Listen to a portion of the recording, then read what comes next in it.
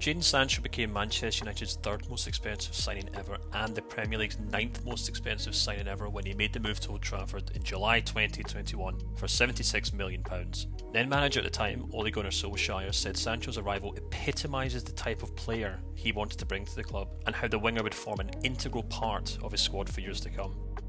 As we all know, Solskjaer didn't get the chance to fulfil that dream, and since then Sancho has also struggled to live up to the promise he once showed at Borussia Dortmund. Man United spent the best part of 18 months trying to sign the England international, and it's easy to see why. At Dortmund, Sancho picked up 50 goals and 64 assists in just 137 games for the Bundesliga side and was considered one of Europe's most exciting prospects. But for some reason he just hasn't managed to get going in the Premier League, with just 8 goals and 4 assists in 52 games to date. Sancho's goals have dropped from a high of 0.53 per 90 to just 0.29. His assists per 90 have diminished by a fifth, and perhaps most crucially, his dribbles per game have also seen a significant decrease since he moved to the Premier League. At this point, it'd be easy to say that the defenders in England are far faster and stronger, and that Sancho just isn't as effective, but there's far more to it than that. When we look at the player's success rate and take-ons against opposing defenders over the past 6 years, we can see that his ability to skip by players hasn't changed much at all.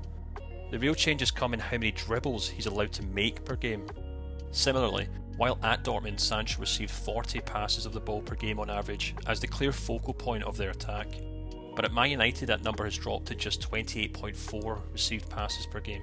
So rather than Sancho suddenly losing the ability to dribble, score or create goals at Man United, he's simply seen his time on the ball drop dramatically, which in turn has changed the way the young forward has had to approach the game in the Premier League.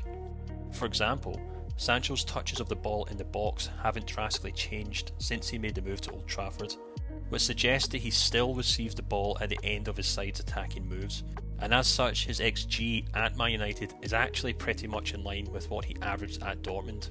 But because the player finds it so difficult to receive the ball outside the box, his expected assists and real assists are where we've seen a huge drop off in his attacking output.